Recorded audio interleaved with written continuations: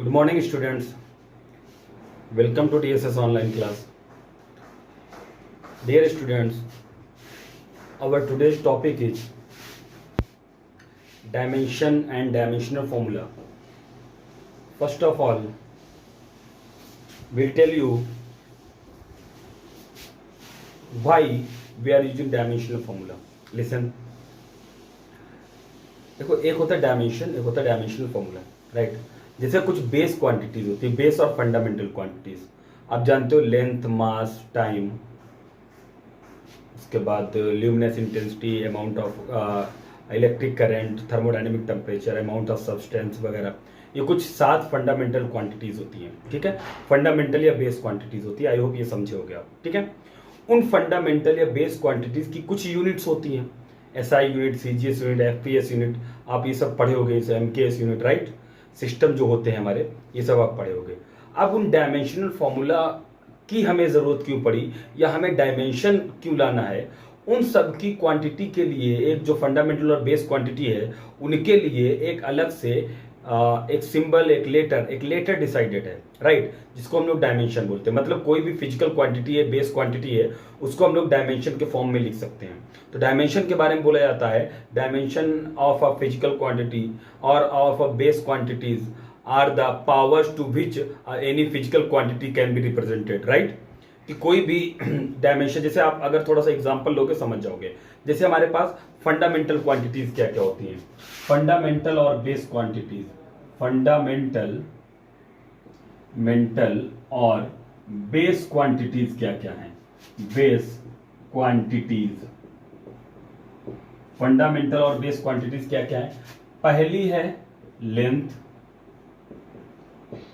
दूसरी है मास, length mass, तीसरी है टाइम, चौथी है इलेक्ट्रिक करंट,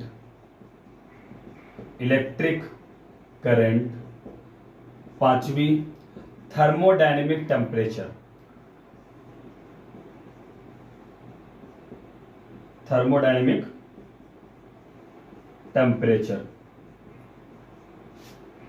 छठवीं ल्यूमिनस इंटेंसिटी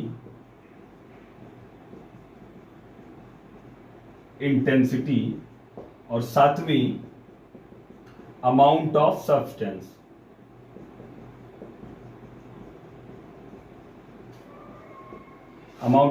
ठीक है। तो हम लोग को बेसिकली डायमेंशन और डायमेंशनल फॉर्मूला के बारे में आज के लेक्चर में पढ़ना है, ठीक है। डायमेंशन या डायमेंशनल फॉर्मूला के बारे में। तो देखो, जैसे हम लेंथ होती है, जिसको हम लोग नॉर्मली एसआई यूनिट में मीटर से डिनोट कर, मीटर इसकी यूनिट होती है, मास की किलोग्राम होती है। तो ये एक तरीका है लेंथ को रिप्रेजेंट करने का, राइट। एक किसमें लेंथ रिप्रेजेंट की जाती है, मेनली ऐसे ही हम लोग को डायमेंशनल फॉर्मूला बनाने पड़ते हैं। उनके एप्लीकेशन आगे हम लोग, आप 3 एप्लीकेशन डिस्कस करेंगे। क्या क्या एप्लीकेशन होते हैं, जैसे कोई इक्वेशन है उसकी करेक्टनेस चेक करने के लिए, मतलब सिर्फ आपकी इक्वेशन की करेक्ट इक्वल टू नहीं चेक कर सकते, लेकिन हाँ डायमेंशनली वो करेक्ट है या नहीं करेक्ट है ये चेक कर सकते हैं। दूसरी बात, हम लोग एक सिस्टम ऑफ यूनिट से दूसरे सिस्टम ऑफ यूनिट को इससे कन्वर्ट कर सकते हैं, फिर डायमेंशनल फॉर्मूलास, राइट। और तीसरी बात होती है, किसी फॉर्मूला को डेराइव कर सकते हैं हम लोग। ये कुछ एप्लीकेशन जिसके लिए हम लोग डायमेंशनल फॉर्मूला पढ़ते हैं। तो जैसे आपसे बोला, इसका यूनिट क्या होता है, इसका यूनिट होता है मीटर, लेकिन इसका डायमेंशन अलग अलग क्या होता है, डायमेंशन क्या होता है इनका। जैसे लेंथ का डायमेंशन पता क्या होता है, लेंथ का डायमेंशन L लिखते हैं और इस टाइप से ब्रैकेट में लिखते हैं, ठीक है। मास का डायमेंशन M लिखते हैं और इस टाइप से ब्रैकेट में लिखते हैं। टाइम का डायमेंशन T लिखते हैं, इस तरीके से ब्रैकेट में लिखते हैं। इलेक्ट्रिक करंट का डायमेंशन A लिख दीजिए और इस तरीके से ब्रैकेट में लिख दीजिए, ठीक है। ये हम लोग कैसे करेंगे बता रहे हैं। थर्मोडायनेमिक टेम्परेचर, देखो थर्मोडायनेमिक टेम्परेचर का एसआई यूनिट केल्विन होता है, ठीक है। तो कुछ बुक में केल्विन के लिखते हैं या कुछ बुक में थीटा लिखते हैं। तो बात आप चाहे ये लिखा हो चाहे ये लिखा हो, आपके लिए सेम है, ठीक है। ल्यूमिनस इंटेंसिटी और एक देखो, ल्यूमिनस इंटेंसिटी का जो एसआई यूनिट तो कैंडेला होता है, तो इसको हम लोग डायमेंशनली कैसे लिखते हैं, CD लिखते हैं, CD। और लास्ट होता है मोल, इसका ऐसा यूनिट होता है अमाउंट ऑफ सब्सटेंस का मोल, MOLE, राइट। तो इसको लिखते हैं जो MOL लिखते हैं, राइट। ये कुछ हमारी क्वांटिटीज होती हैं, 7 फंडामेंटल क्वांटिटीज होती हैं, और उन 7 फंडामेंटल क्वांटिटीज के 7 डायमेंशन हो गई। लेंथ का L, मास का M, टाइम का T, इलेक्ट्रिक करंट का A, थर्मोडायनेमिक टेम्परेचर का K और थीटा, ल्यूमिनस इंटेंसिटी का कैंडिला, और अमाउंट ऑफ सब्सटेंस का मोल। क्लियर? ओके। अब डायमेंशनल फॉर्मूला क्या होता है? ये तो डायमेंशन हो गई उनकी, इन्हीं सबसे मिल के डायमेंशनल फॉर्मूला बनता है। मतलब किसी भी फिजिकल क्वांटिटी, कोई भी फिजिकल क्वांटिटी है, उनमें कौन कौन से डायमेंशन यूज हुए हैं। किसी भी फिजिकल क्वांटिटीज को रिप्रेजेंट करने के लिए डायमेंशन का यूज किया जाता है। तो डायमेंशन का यूज करके अगर जो फिजिकल क्वांटिटी रिप्रेजेंट की जा रही है वो कंप्लीट एक डायमेंशनल फॉर्मूला होता है, राइट। तो डायमेंशन से डायमेंशनल फॉर्मूला, राइट। जैसे एग्जांपल देखो डायमेंशनल फॉर्मूला के बारे में हम लोग क्या बात करते हैं। डायमेंशनल फॉर्मूला मतलब किसी भी फिजिकल क्वांटिटीज हैं, उनसे कोई भी फंडामेंटल और बेस क्वांटिटी मिलके एक फिजिकल क्वांटिटी बनती है। उस फिजिकल क्वांटिटी को रिप्रेजेंट करते हैं with the help of dimensional formula. तो अगला है हमारा डायमेंशनल फॉर्मूला। तो कुछ हम आपको बता दे रहे हैं डायमेंशनल फॉर्मूला। बिल्कुल आसान है कि डायमेंशनल फॉर्मूला क्या है। तो डायमेंशनल फॉर्मूला एक इस टाइप की क्वांटिटी है जिसको रिप्रेजेंट करने के लिए हम लोग फंडामेंटल और बेस क्वांटिटी के डायमेंशन का यूज करते हैं, राइट। जैसे अगर सबसे पहले आपने बोला कि एरिया का डायमेंशनल फॉर्मूला क्या है। एरिया का डायमेंशनल फॉर्मूला, एरिया नॉर्मली क्या होता है, लेंथ इनटू ब्रेड्थ होती है, राइट। ठीक है। लेंथ का अगर देखेंगे आप तो लेंथ का भी डायमेंशन L होगा, और इनटू इसका ब्रेड्थ भी लेंथ ही होती है, राइट। तो ये L होगा, तो इसको हम लोग L2 पढ़ेंगे। ये एरिया हो गया। जैसे अगला अगर वॉल्यूम बोले तो वॉल्यूम क्या होगा, length into breadth into height, right. Length ये L हो गया, ठीक है, इनटू ब्रेड्थ का भी L हो गया, इनटू हाइट का भी L हो गया। तो ये क्या हो गया, L3 हो गया, ठीक है, L3। अब मान लो आपसे कोई पूछे डेंसिटी, तो डेंसिटी क्या होती है, मास पर यूनिट वॉल्यूम होता है। तो डेंसिटी इसका L3 हो गया, इसका L2 हो गया। अब अगर आपसे कोई पूछे डेंसिटी क्या होती है, तो डेंसिटी के बारे में देखो डायमेंशनल फॉर्मूला डेंसिटी का। तो डेंसिटी क्या होता है, डेंसिटी जो होता है वो मास अपॉन वॉल्यूम होता है।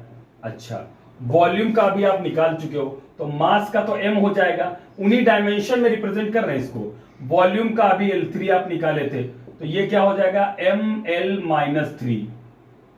देखो ml-3 T0 अगर लिखा जाए तो भी घबराना मत, t की पावर 0 1 ही होगा, राइट।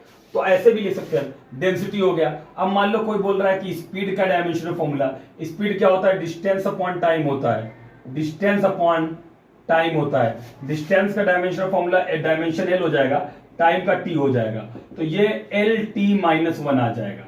लेकिन अगर कोई इसको m की पावर 0 m0 LT-1 बोल दे तो भी सही है वो, तो LT-1 या mLT-0, राइट, m की पावर 0 LT-1, राइट। ओके, उसके बाद स्पीड हो गया। अब जैसे स्पीड और वेलोसिटी का तो सेम रहेगा, बात वही है स्पीड और वेलोसिटी में। उसके बाद नेक्स्ट अगर किसी ने बोला एक्सेलरेशन, एक्सेलरेशन होता है चेंज इन स्पीड या change in velocity upon time. तो चेंज इन वेलोसिटी मतलब वेलोसिटी माइनस वेलोसिटी, और वेलोसिटी का LT-1, तो LT-1 अपॉन T, तो ये बेसिकली क्या हो जाएगा, LT-2। ये डायमेंशनल फॉर्मूला एक्सेलरेशन का आया, ठीक है। तो एक्सेलरेशन का डायमेंशनल फॉर्मूला आ गया, क्लियर है, ठीक है। अब मान लो एक्सेलरेशन का डायमेंशनल फॉर्मूला आ गया, एक्सेलरेशन इनटू मास फोर्स होता है। तो फोर्स का और वर्क का, ये तो बड़ा एकदम याद रखना, फोर्स वर्क एनर्जी का, ठीक है। तो ये हो गया। अब जैसे मान लो आपसे बोल रहा है कोई, आपसे फोर्स का डायमेंशनल फॉर्मूला, बिल्कुल सिंपल सा फोर्स का डायमेंशनल फॉर्मूला, तो फोर्स क्या होता है, mass into acceleration, m into a होता है, मास इंटू एक्सेलरेशन होता है। मास का डायमेंशनल फॉर्मूला m हो जाएगा और एक्सेलरेशन का अभी हम लोग LT-2 निकाल के बैठे हैं, तो ये कितना हो जाएगा MLT-2, MLT-2, ये किसका डायमेंशनल फॉर्मूला आएगा, फोर्स का। ठीक है, फोर्स हो गया। अगला देखिए, अगर फोर्स का डायमेंशनल फॉर्मूला आप निकाल लिए हो तो फोर्स इंटू डिस्टेंस या फोर्स इंटू डिस्प्लेसमेंट वर्क होता है, राइट। तो फोर्स इंटू डिस्प्लेसमेंट वर्क होता है, तो जो वर्क होता है वो बेसिकली होता है force into displacement, force into displacement. अब ये मत सोचना कि FD कॉस थीटा होता है, कॉस थीटा भी होता है, सही बात है कॉस थीटा होता है, लेकिन कोई भी ट्रिग्नोमेट्रिक फंक्शन का डायमेंशनल फॉर्मूला नहीं होता है। तो आप डायरेक्ट फोर्स इंटू डिस्प्लेसमेंट लिखिए। फोर्स इंटू फोर्स का क्या हो गया MLT-2 इंटू डिस्प्लेसमेंट का क्या हो गया L, तो ये कितना हो जाएगा ML2T-2, ये हो गया किसका डायमेंशनल फॉर्मूला, वर्क का डायमेंशनल फॉर्मूला। ठीक है, अच्छा वर्क का हो गया। अब जैसे हम लोग एनर्जी का कुछ देखते हैं, राइट, बिल्कुल आसान है, एनर्जी का देखते हैं, वर्क का हो गया। अब एक चीज और देख लेते हैं, एनर्जी का देखते हैं। तो जो एनर्जी का आएगा वही वर्क का होता है।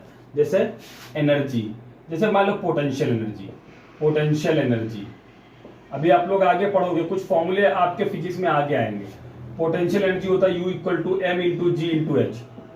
m तो m होता है, g होता है acceleration due to gravity, g होता है एक्सेलरेशन ड्यू टू, मतलब एक टाइप का एक्सेलरेशन है।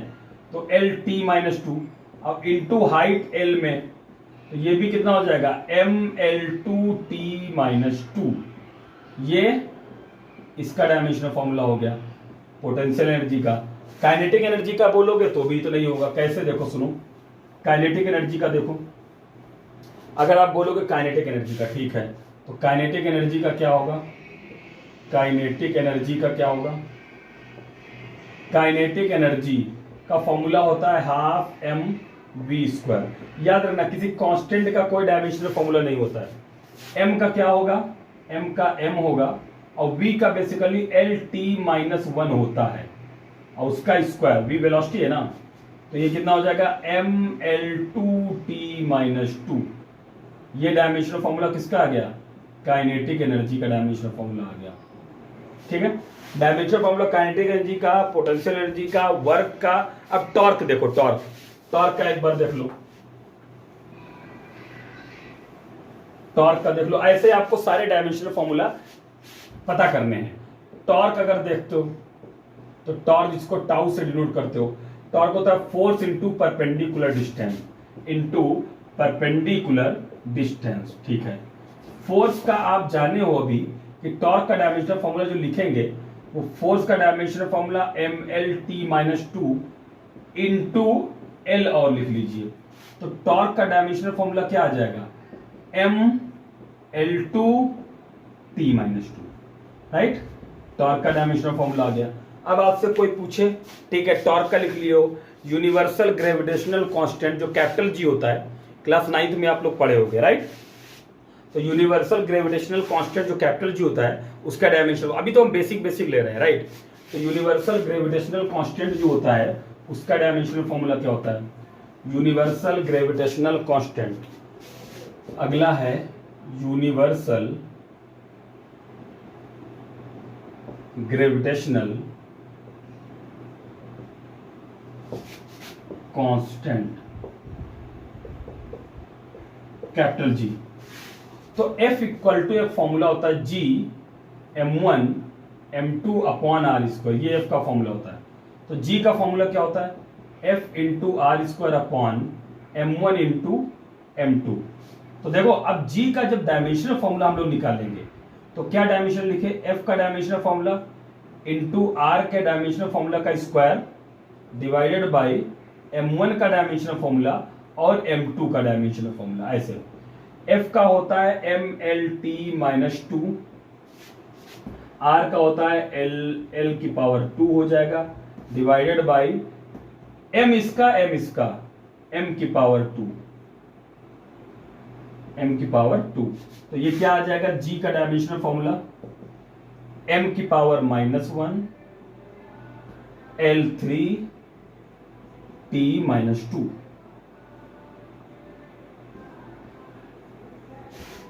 राइट। अब इसमें कुछ इलेक्ट्रोस्टैटिक में अगर आए हम लोग, ये तो यहां तक हो गया, ठीक है। अगर हम लोग कुछ इलेक्ट्रोस्टैटिक में आए तो बहुत सिंपल होता है। देखो इलेक्ट्रोस्टैटिक में आए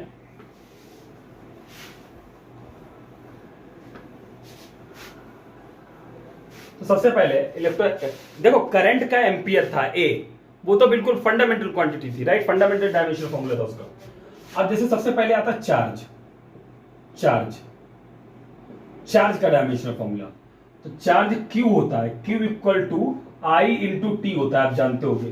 तो चार्ज का डायमेंशनल फॉर्मूला, I का डायमेंशनल फॉर्मूला A होगा और टाइम का डायमेंशनल फॉर्मूला T होगा।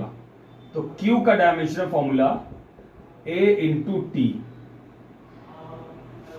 ये होता है किसका डायमेंशनल फॉर्मूला, Q का डायमेंशनल फॉर्मूला, चार्ज का डायमेंशनल फॉर्मूला, ठीक है। अब जैसे मान लो हम इलेक्ट्रिक पोटेंशियल बोले, तो पोटेंशियल डिफरेंस बोलते हो ना, इलेक्ट्रिक पोटेंशियल बोले तो उसका डायमेंशनल फॉर्मूला क्या होगा, देखो इलेक्ट्रिक पोटेंशियल बोले तो उसका डायमेंशनल फॉर्मूला क्या होगा, देखिए electric potential,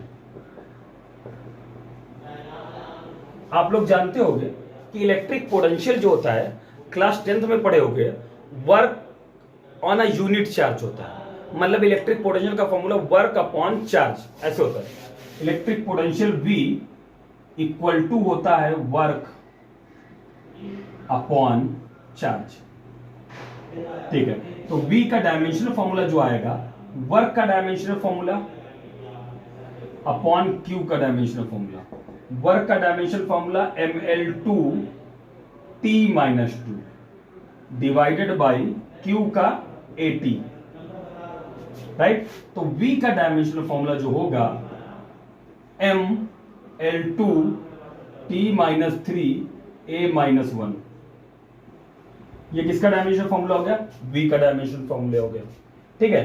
ml2 t -3 a -1, ये V का डायमेंशनल फॉर्मूला हो गया। अच्छा, अब हम लोग कुछ और डायमेंशनल फॉर्मूला होता है जो सिंपल होते हैं। कैसे, जैसे अगर हम लोग यहीं से रेजिस्टेंस का डायमेंशनल फॉर्मूला बोले तो रेजिस्टेंस V बाई आई होता है।